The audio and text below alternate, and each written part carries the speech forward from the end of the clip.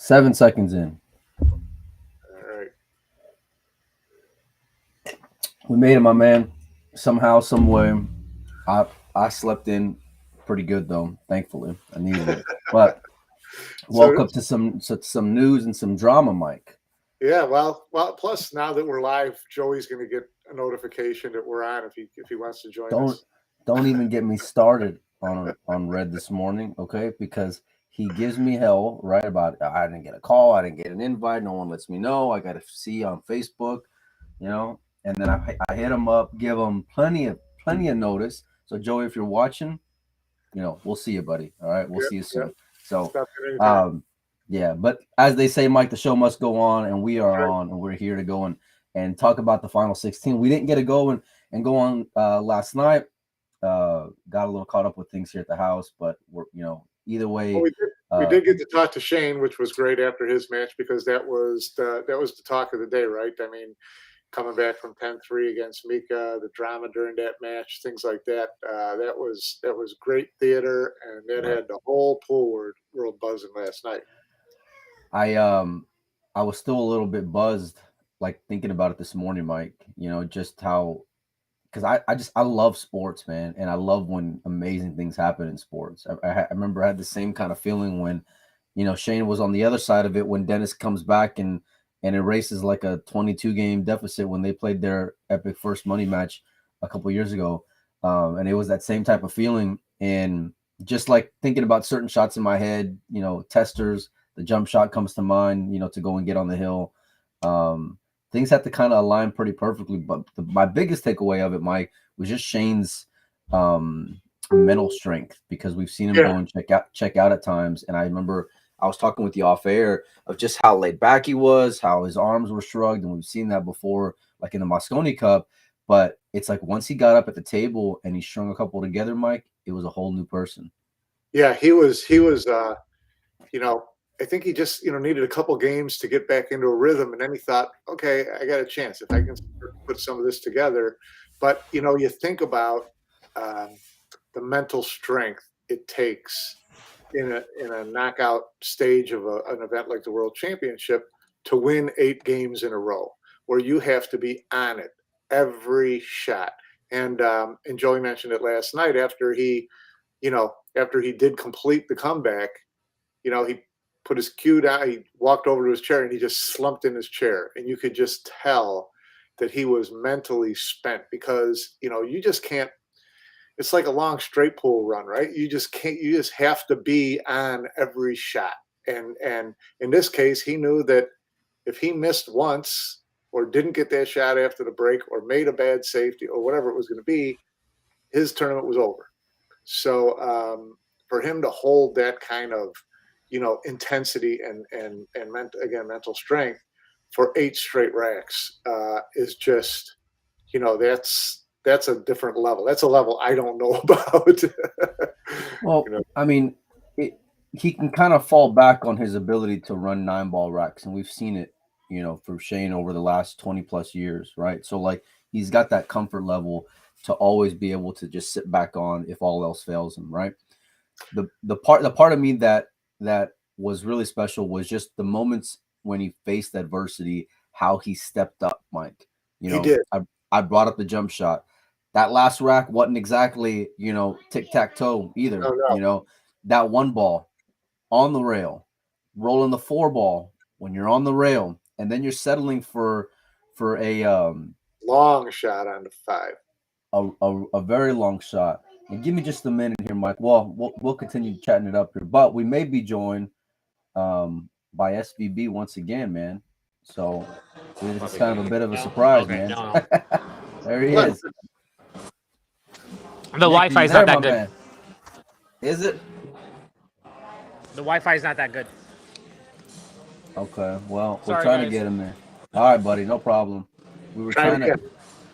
Yeah, we were trying to get him. Nick messaged me. I got Shane with me. Do you want to have him come on? I said, yeah, of course. Why Yeah, wouldn't yeah. we? I'll text him But back and tell him if he does get a good Wi-Fi to just jump in anytime. yeah, for sure. Let me see here. Let me Um, just hit him back up. yeah, it was. You know, uh, he did make some incredible shots under that kind of pressure. And again, you know, you have to be so focused and so dialed in to make those shots where you know that they're sink or swim shots. I mean, Shane is notoriously known for, being, no one can beat him in a race to 100. Well, you play matches like that, you can Right. miss a little bit and then work your way back in a match. You're down 10-3 and single elimination, against a player like Mika, you miss and you're going home. Well, I mean, like you say Mika like you're talking about like it's 2011, but he was playing with that kind of strength, in that match. It's the best I've seen him play in several years. Yesterday, he was free, he was easy, he was typically Mika aggressive, like off the rails aggressive, and he was going after everything. And that, when he does that and he's making the shots, that's got to put a lot of pressure on your opponent because they know that there's no shot on the table you're not afraid to take on. Well, as someone who has lost a lot of money betting against Mika over the last 18 months, let me tell you, it was not just a one-time deal. And that's why I said yesterday, because I've watched Mika quite a bit in different events, whether it's Derby or like Derby Bigfoot, just all kinds of events where he's just stepping up, man, and really he's just getting reborn again in his career, which is crazy to think, like, closer to 50, or I don't know how old he is. I know Darren's like 46, but when he's, in the twilight of his career, and then yet when you have all these young and up and coming players who are supposedly taking over your spot, when he's saying, wait a minute, I ain't done yet, and he's backing it up with just his game, and he really is exciting to go and watch, just because he really is hyper aggressive. He's great to watch, and it's fun to see, him and Darren. Ralph, like we said before, has never really left, but him and Darren and Ralph and Niels, making it to the final 32, pushing for the final 16. They were, they're really getting their games back together because they know that all of a sudden there's more opportunity than there were, 2 or 3 years ago, tournament wise, money wise, and opportunity wise. Right. And so these guys are like, hell, I'm going to put in the time again and try to climb back into this because I can play with these guys. Yeah, and, but like it's easy to go and say recommitting to it. It's so easy to go and say it, Mike, because they're believers and they've had so much successes over the years. And I don't know how many times I've seen guys where I'm in my head, I'm thinking, I don't know what they're doing here, because it's like that ship has already sailed. The beauty of it, though, is that, and these are guys that, like, when I was first starting watching pool, 10, 15 years, well, like 15 years ago, they were in their prime, Darren and Mika and Ralph and all these guys. That's when they were, in their heyday. And to go and still see them play the way they are, it's truly inspiring. But like we talked about with Oscar, they're not going to take away any moral victories. It's sick what happened. I'm sick about Darren too. I don't even know where to begin on that, because we can get into today's matches. Yeah, we'll get to it in a minute. But you know what? Just finishing up on Shane. Here's the deal: when you have something like that going to happen, it's very easy to have a letdown. Yeah. I don't care what sport you go and do. When you have a battle like that is just draining here, and it's after it's basically been on the road for a month already. So never mind the physical like letdown that you go and have, and just being drained, right? But to have that kind of battle with Mika, it's real easy to go and come up short against a player like Ko, where you would have really had any excuse in the world, Mike, to go and not show up, but he did today. Yeah, he did. It was a great match. He was behind pretty much the whole match till I think 8-7, he didn't really do anything wrong. Ko missed a couple of shots that allowed Shane to kind of stay in the match a little bit. Which was surprising from him because he looked pretty good going into it. He looked good last night against Jason. So Ko was starting to look like, the Ko that we're familiar with. And but he gave Shane that opportunity when he missed that 2-ball up 7-4. He was up 7-4, looked to go 8-4. Made a bad shot off the 1 and left himself really a tough shot on the 2 to try to get to the 3. It was a long kind of angled shot to the corner, and he jawed it, and that let Shane win that rack, and then Shane made 2 9s on the break in a row, which was just weird. Instant tilt. I haven't seen too much like this, but they're Let me tell you, If it would have been the other way around, Mike, you would have had American fans just, oh God, Shane can never get a break in a world championship. Oh my Yeah, God, it's so no, he brutal got the amount of rolls that go against them every time.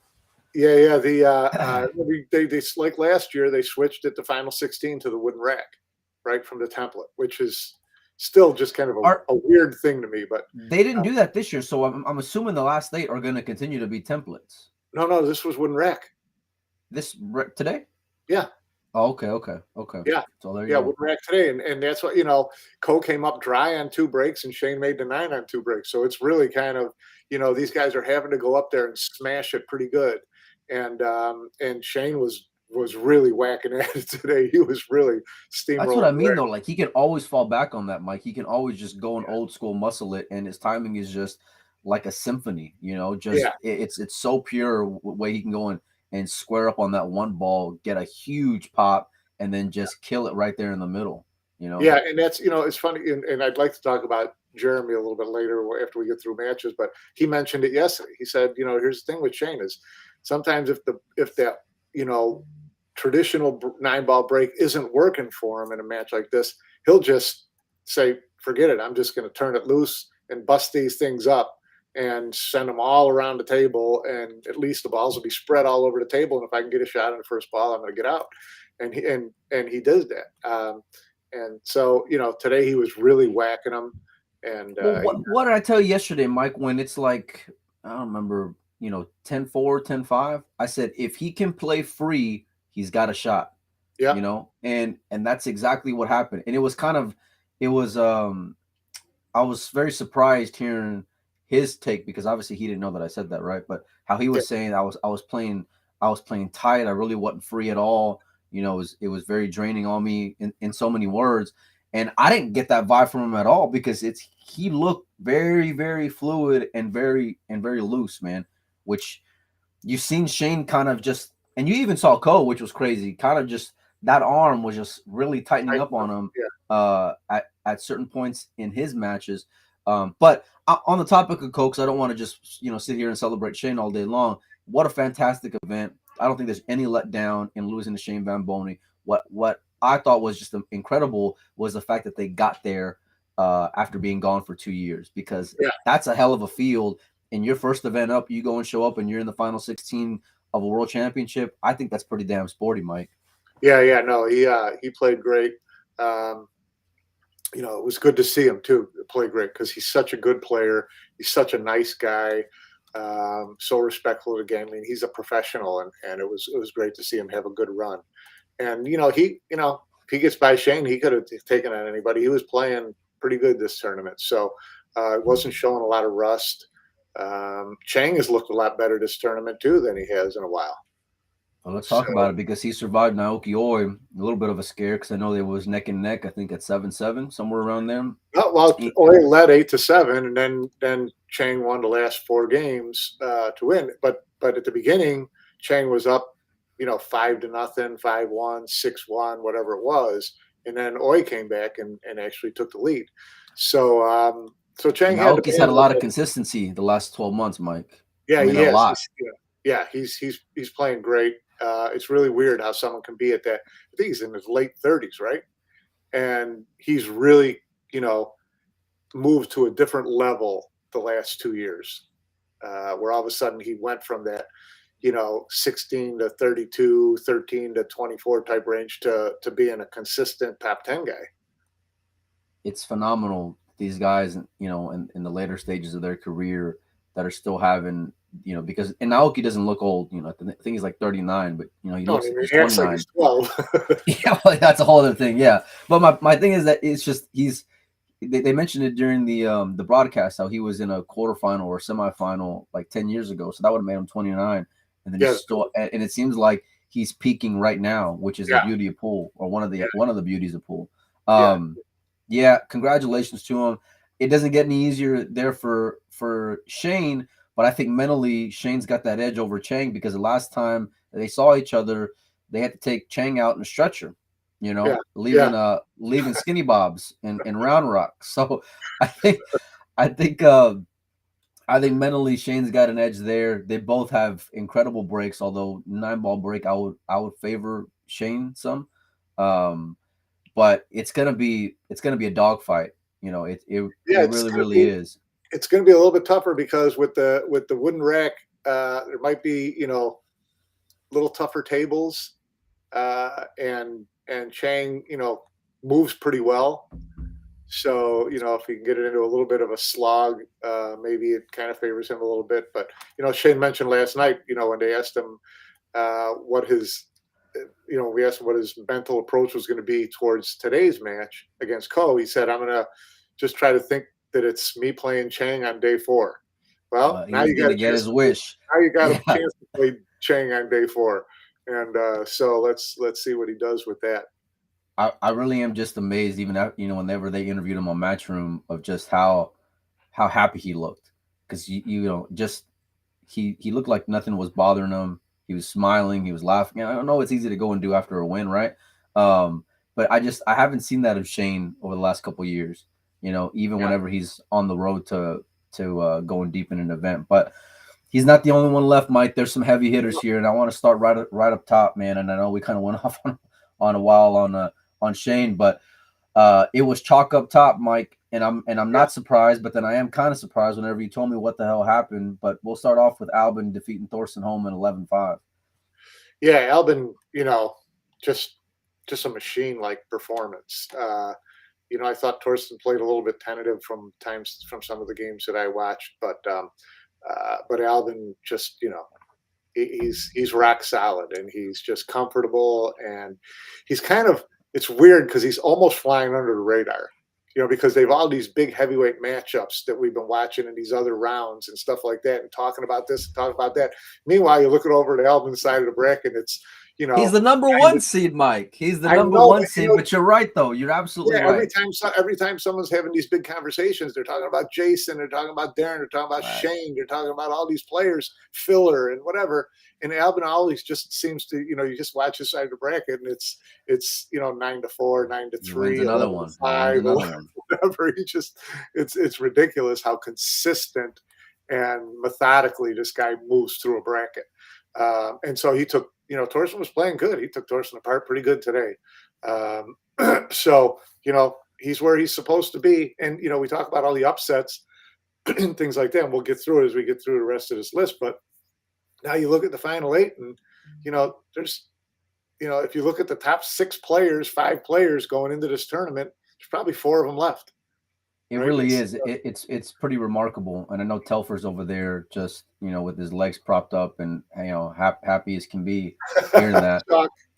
Yeah, all chalk. But you still got to go and deliver, and you got to get there. And you're right, because we really haven't talked much about Albin. But, oh, by the way, he's the reigning world champion. Oh, by the way, he was a number 1 seed. And for a good reason, too. He wasn't just a 1 seed because it sounded nice and he, picked off one tournament here. Like, he's the epitome of consistency, and he's continuing to follow that up leading into this event, which is just remarkable.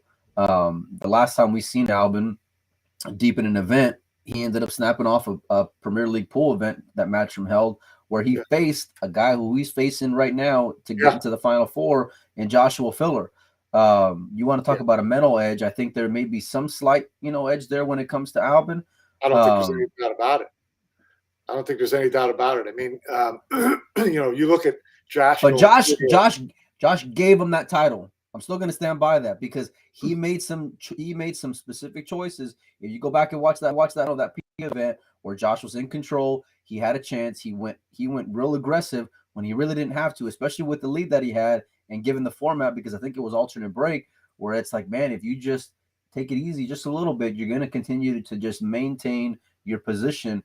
And Albin just pounced, man. Yeah, and that's that's got to be stuck in Josh's head for sure. So the way Josh has been playing, I mean, he had an amazing comeback today. We should talk about that match.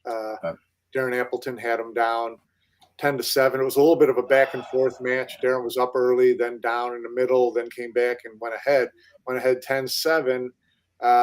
And it's so you can just feel things coming when you see an underdog get to the hill and then they're hooked on the break. Almost always. Whereas the top players, they get to the hill, you're hoping that you get one more chance at the table, and they get a Cosmo right out of the gate. Yeah. So Darren got hooked on the one, and there was a little bit of a safety battle, and he had he had to kick long rail at the one, but it was up near the corner, and there was a 7-ball hanging in the corner. I thought that he had a chance. He was playing a little bit of a carom, and it wasn't. It's probably one that he makes maybe even more than half the time. But he didn't get enough of it, and Josh ran out. This was on the hill. Or no, Josh ran out from there, and then ran the last 3 racks like Darren. The last 3 racks, Darren didn't even budge because they were just wide open tables, and Josh is not going to miss with a wide open table. Well, I mean, he's that kind of dangerous. Is Joshua Filler? He stole one, I think, similarly against Sanjin, where he was down late. I think one mistake, and then he just runs out a few racks to go and finish it. We talked about it with Albin whenever he faced Nick DeLeon, of just being able to hit a different gear, turn a different switch when you're in that tail end of a race. When it's time to deliver, these guys just have this killer instinct that is just incredible, and both of them are 1A, 1B, 1C, depending on how you look at it. Certainly top 5. And to go, wire to wire to this point and to be in the final 8 is just remarkable. But yeah. my emotions got in there, Mike, because I was really, really rooting for Darren. And yeah, me too.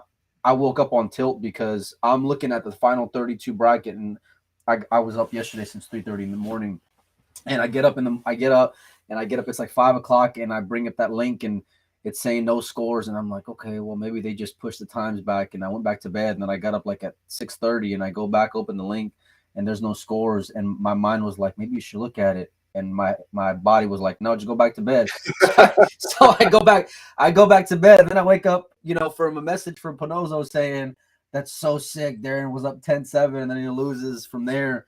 And I was just on instant tilt. My heart just broke, and I rarely get like emotionally invested when it comes to pool, because I try to just be as unbiased as I can be, even if I have money on it or whatever. I try to just be true to the game.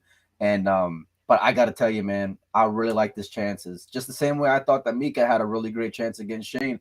I really thought that Darren had a really good shot against Josh, even though on paper he was certainly an underdog there because of Josh's resume lately.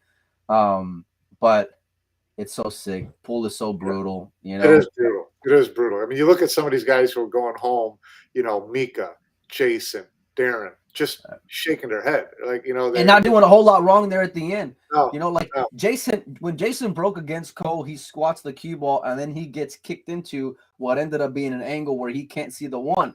But if the cue ball stays where it was and just gets left the hell alone, he's perfect on the one ball. And I mean, Jason's out 99.999% of the time from there. It was the same thing with Darren in that last game, or in the game against Josh, where he tried to play a safe on the one ball and was like a half a ball turn from hooking him behind the 9. Yeah. And that half ball allowed Josh to have kind of a full look at the one, and they stayed in that safety battle. So it's just those, that one extra turn of the ball that is just, affecting the outcome of matches. And that's what makes the game so brutal. It's fine when it's the guys that I don't want to go and see win. It's gross when it happens to like the guys that I really was hoping to go and have them go deep, man. I was just, like I said, I was sick waking up to going and hearing that. I would have rather the guy lost like by 10 than to go and lose that way, because by 10 is just it's tough to go and swallow, Mike. To go and lose after being up. When you think, okay, I got a really good shot, just give me one more opportunity, and then it never shows up, it never comes. And facts are facts, Mike. Josh is gonna have 15 more years, 20 more years of chances to win a world title. Darren, this may be Darren's last final 16 or of his career. I mean, I know he's still got a lot left from what it looks like, but he's not getting any younger, Mike. Yeah, no, the window closes really fast. I think you're an old soul like me as far as watching these matches. I'm looking at it. I was pulling for Ralph, and I was pulling for Darren, and I was pulling Right. for Jason because he hasn't won the world championship, and I'm pulling for Shane. And you just get those, and you see them get so close, and it just, when you think about how it hurts you, you can't imagine how it hurts them. Oh, I know. And yeah, you felt, Darren's emotion and his passion and his pain when you read his Facebook post, and it was rough, but Yeah, I'm it expecting that he's not getting his room deposit back from the hotel because of the yeah, damage he probably yeah. did going back up to his room. Poor guy. But congratulations to him though, because Yeah, great turn. there's no shame in it. I know he expected more, and I was hoping for more. But it's the way that the game is, and he's been through enough of this over the years to know that. But it ends up leading to what's going to be an epic matchup in Josh and Albin. Yeah. I'm super pumped to go and see it. Like I said, I think Albin's got a bit of an edge, but Josh was up ahead last time we saw them go in battle. I wonder if Josh is aware of that or has the maturity to kind of, when those opportunities go and show up, that's when you're going to be able to tell what is Josh going to go and do. Is he going to go and attack when the percentages are low? Is he going to maybe just be a little bit more careful when it comes to where he's pushing out? Because those were two really crucial spots in that final, Mike, that I want to see how he's going to go and approach against Albin, because Albin's dangerous. Yeah, it will be interesting to see because, Josh is he has such a fire for the game and to play in everything that he plays in. So you get in this stage at this time, and I'd be really surprised if he plays the conservative shot. If he thinks he's got like a 70% chance or better, and that's part of why I love playing, seeing him play, Mike, because of how exciting he is, right? Yeah. It's just, I guess it's just a little bit more of just judgment, but I mean, it's easy for us to go and stay on the sidelines, right? He knows what his percentages are, more or less. He knows what he's capable of. He knows what he can go and execute.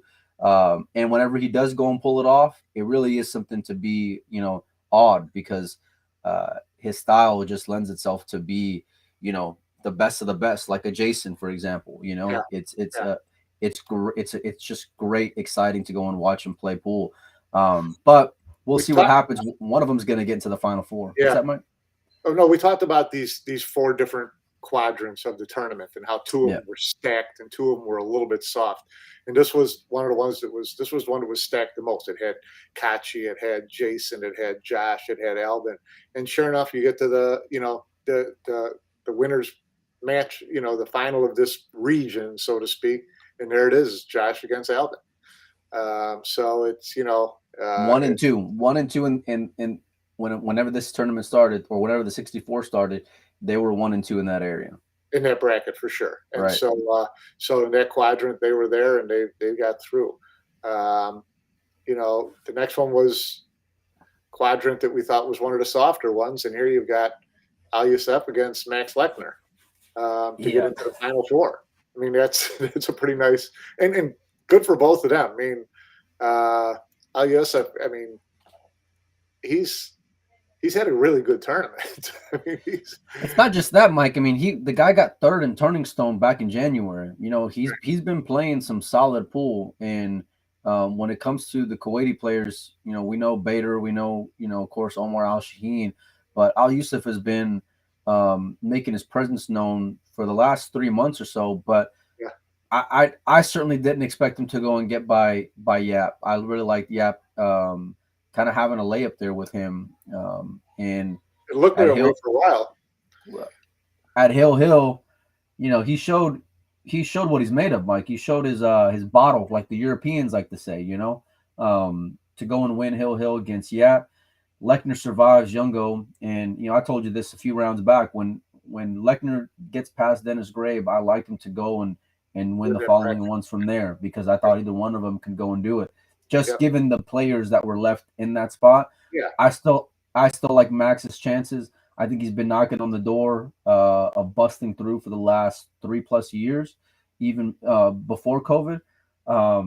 But the job's not done yet, and you better get back past Al Youssef, because you're expected to, Mike. On paper, you're a favorite against Al Youssef, and you got to go and get into that Final Four. Yeah, no doubt. He's going to have to step up his end game because he didn't finish particularly strong against Dimitri. He kind of pushed through. The last couple of He dove across that he had finish a couple line. opportunities to close him out, and he didn't. And then even in the game that he did close out the match, it was a little tricky. He made one great shot, but then he was a little out of line and everything left himself a nice 50-yard line shot on the final 9.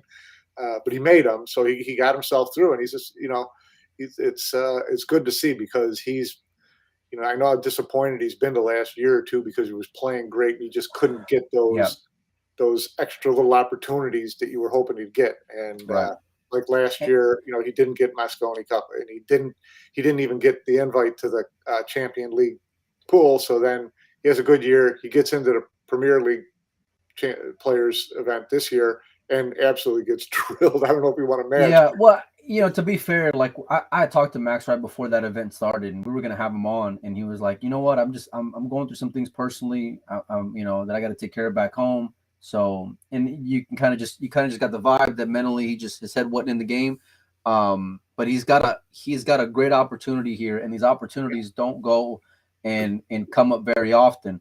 And I tell you what, like even though he snuck past Youngo, and where I expect him to go and beat Al Youssef, you ain't gonna be able to dive across the finish line against Albin or Josh. You're gonna have to bury. You better be able to bury them, because if not, they're gonna go and bury you. I think this is his big. If you're looking for goals, I think this is his big match. To get to that Final Four, since the points are based on money won, there's a big difference between Massive, top 4, 3 and 4, or 5 to 8. So if you're looking for those Mosconi and Matchroom Invitation points, 9-ball ranking points, this getting him into the Final Four would be huge for him. And I'd be surprised if he wasn't thinking like, okay, if I can get to the Final Four, anything after that's gravy. Obviously I want to win. I'm going to try my hardest, but hitting the Final Four would be a goal for me. Yeah, absolutely. And, but we've seen him in a final of the International where he played just remarkable against Jason and ended up coming up short because Jason turned into an alien. We've seen him have plenty of successes over the last few years. But yeah, you got to go and get there. And I'm not saying look past Al Youssef, because obviously if you're beating Aloysius Shap 11-10, you can go and play some fantastic pool, and Max better not take him for granted. But he is going to go into it on paper being the favorite, and I like him to be able to get past them personally. And if it ends up being Albin, I think it's pretty great, because then you have two guys who are really, really great friends, and Lechner and Countryman, and Lechner and Albin. If it's Josh, you better get ready and put your big boy pants on, because Josh, at the end of events, he knows how to get across the finish line. And he sure does. He shows no mercy. So it'll make for an exciting spot up top. But right below it, Mike, we got another heavyweight, man. We talked about it a little bit. Shane Van Boening facing Chang Lin. This was that other quadrant of the bracket that was stacked, and it's kind of playing out the way you would have thought that it might. Jason was in this bracket. Yeah, I think I mentioned before. I thought Jason was in the first one, but he was in this bracket. Shane, Chang, and here you got Shane against Chang. So. Another heavyweight battle. Former world champion and Chang, double world champion, and he was in a final not too long ago when a young Federer Gorst ended up winning, and beating him, Mike. So he's but at different stages, because different promoters owned it back then. It's a lot different, but I hope this is Shane's year. I'm not gonna lie, I do. Yeah, me too. Obviously, so it's going to be. They've got history. They got history. They got history. They got history for sure, but also a lot of respect for each other. I think Chang is one of those guys that Shane has respect for as a player. I've never seen Shane talk about a player like I have Chang. Yeah. Like, I've never seen him go and really respect someone. Like when he talks about him, he completely changes. and there's a real, like, it's easy to go and say the political correct terms, you know what I Yeah, mean, and right, say, oh, the guy's great, you know, he's a world class right. player, but like, it's different when Shane talks about Chang. It just is, and you Yeah, can see it in his voice, you can see it in his body language. Um, he's certainly not taking him for granted, and Chang's a monster, and it's pretty incredible that after not seeing him for so long, he looked terrible in Vegas last year in September. Played a great match with Shane, goes back home for what, like 6 months, and we haven't really seen him, and then just shows back up, and he's in a final weight of a world championship, and yeah. you know, seems to be hitting a pretty good gear. Yeah, it's going to be a heavyweight battle, that's for sure. Um, right below it, Mike, Alexander Kazakis, Oliver Solnaki. I'm really, I really like these two guys personally. I do. Alex has been fantastic. We talked about it yesterday, just about how free he is. Both of them got past their last round with ease. Yeah, But they know each other very well, Mike. They spent a lot of time on the road together. I think you even did a story on them for Billiards Digest yeah, we last did. year. That last year when a lot of the Europeans came over here toward the middle of the summer, or toward the latter part of the summer, Yeah, because of COVID restrictions and the problems with flying back and forth, they just stayed here from the events in Las Vegas all the way through the U.S. Open or through the International Open. right. And Oliver and Alex were in the same group that traveled together for almost 3 months with Mario He, and it looked like they had a ton of fun. So they got to be really good friends during that time, Yeah. I'm sure. But I'd say just they know each other's game too, Mike. yeah, they know each other's game. So yeah, it's going to be a good. It's going to be a good match. It's good. I hope it's close. I hope it's tight because, like you said, both of them kind of skated through their last match. I want to see them.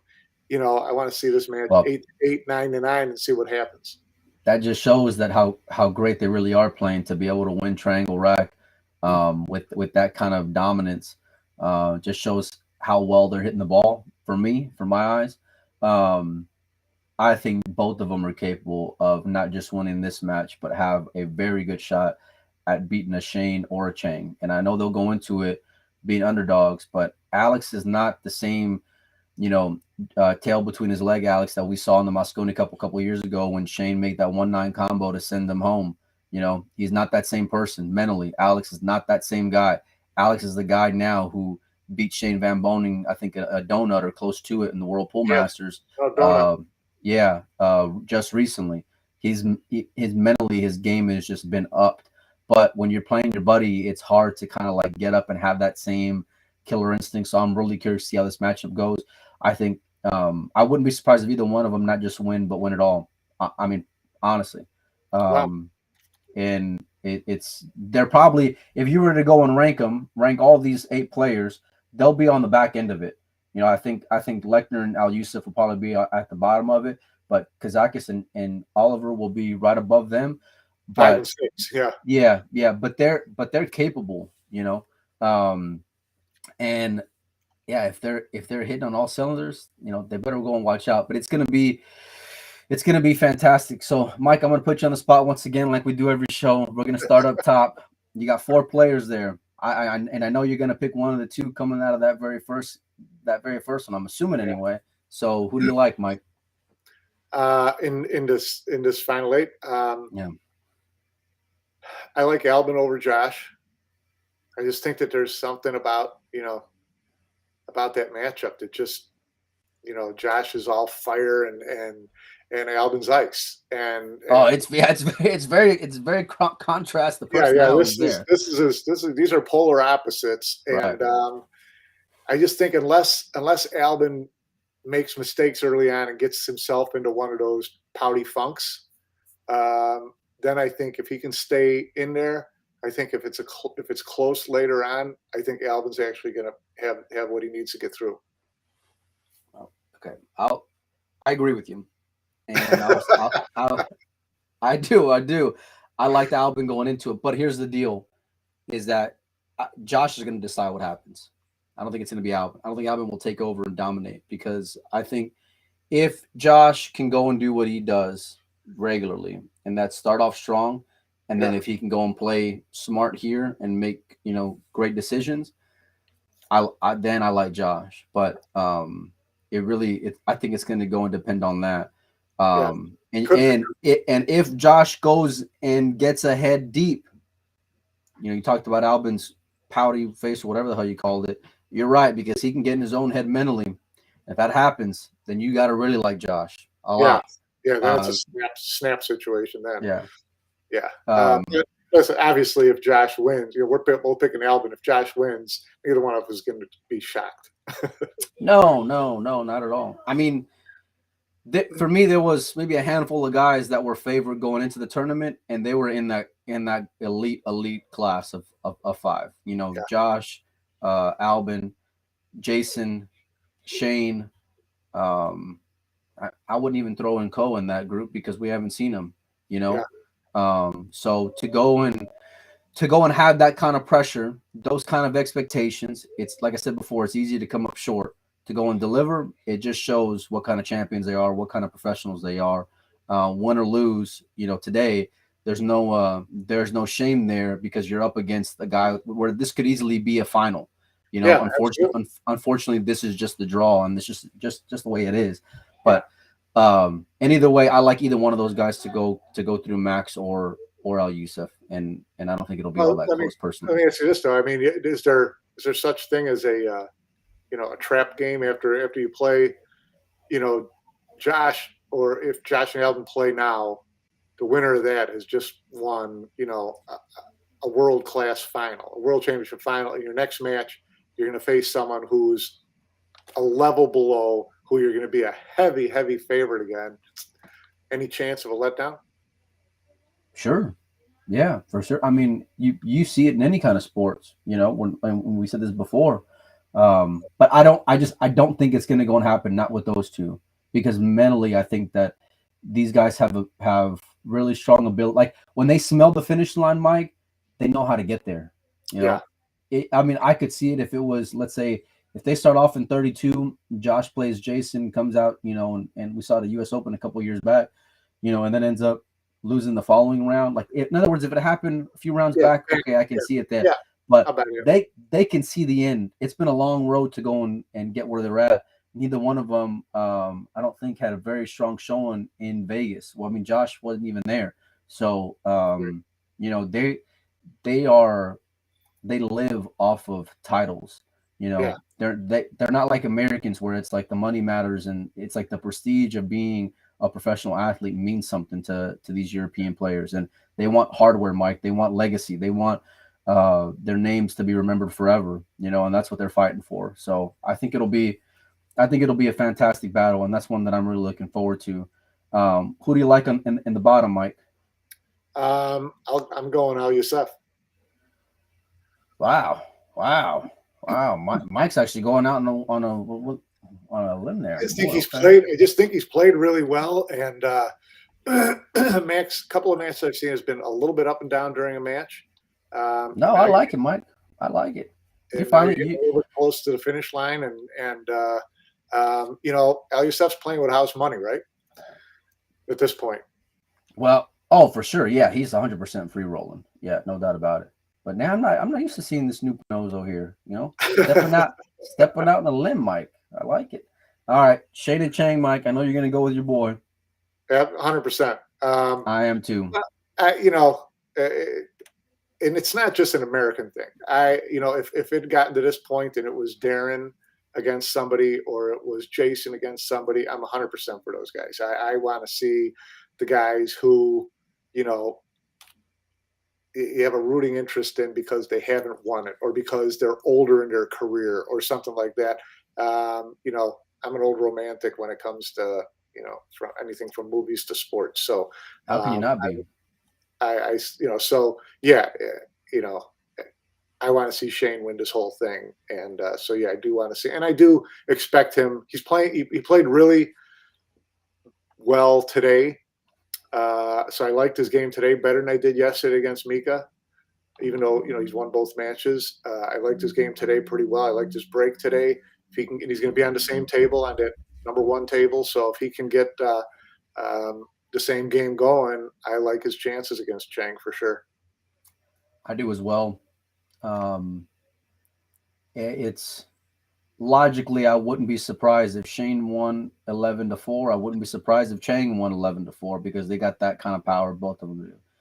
It's 100% with my heart here and what I want to go and see have happen.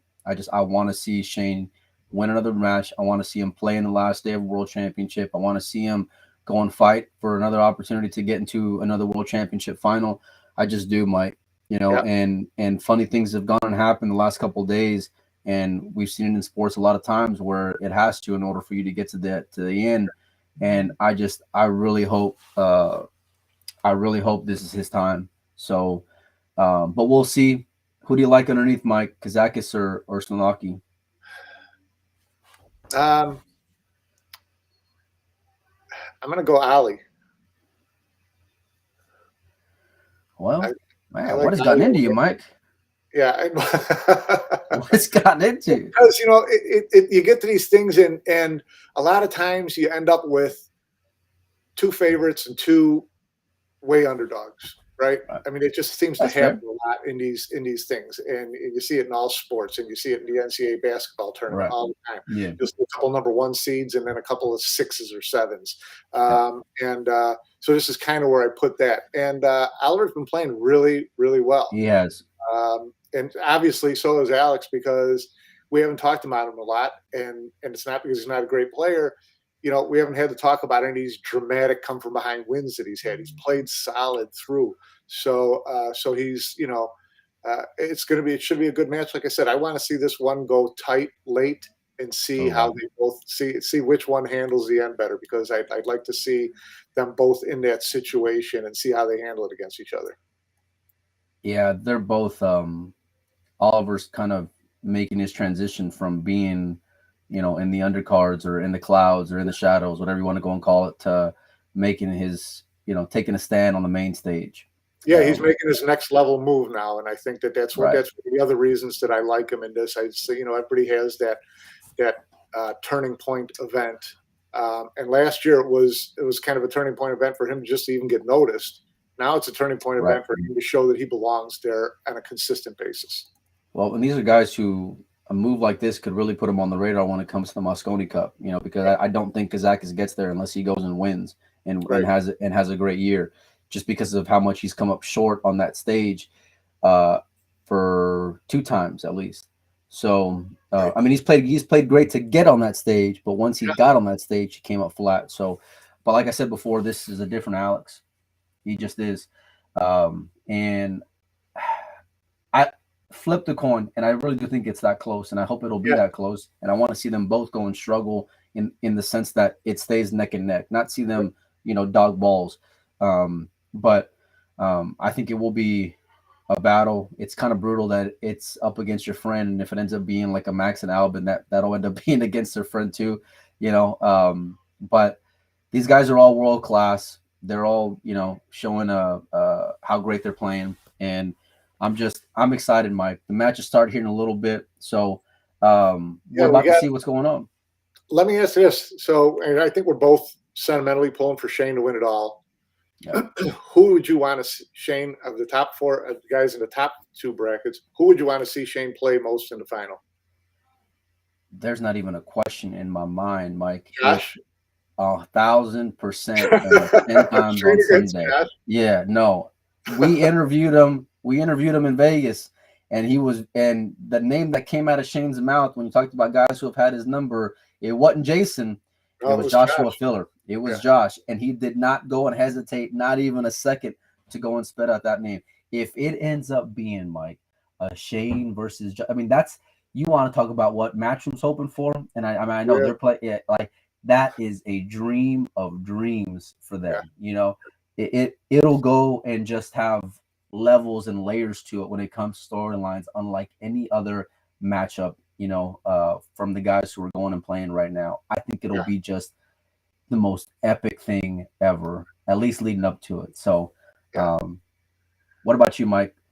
That's probably, that's the money match. I mean, I think everybody would love to see Shane against Josh. I wouldn't be upset if Shane got there and he faced Albin, because Albin beat him in the World Championship final before. So I think, it's true. And Ko had beaten Shane before. So if he could exercise both of those in the same Demons. World Championship tournament, I think that would be something that he would really cherish. But obviously the money match would be him against Josh. 1,000,000%. But listen, he's got to win one more against Chang. So Yep. there's not even a guarantee he's going to be playing the last day. And we're about to find out here, I think, in about another 40 minutes or so. So, Mike, I'm going to let you go. We're going to let everyone go. We're going to get ready. We're going to get the popcorn popping and get ready to watch a great afternoon of pool. So we appreciate you, Mike. We appreciate everyone for jumping in, everyone in the chat, everyone for tuning in. So thanks a lot, you guys. And we'll try to be on tonight or tomorrow sometime. So later, guys.